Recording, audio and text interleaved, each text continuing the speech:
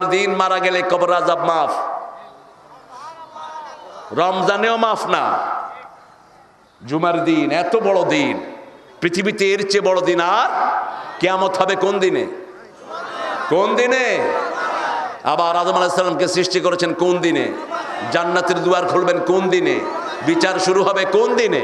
সব জুমার দিন। আল্লাহু আকবার। আসসালামু আলাইকুম ওয়া রাহমাতুল্লাহি ওয়া বারাকাতুহু।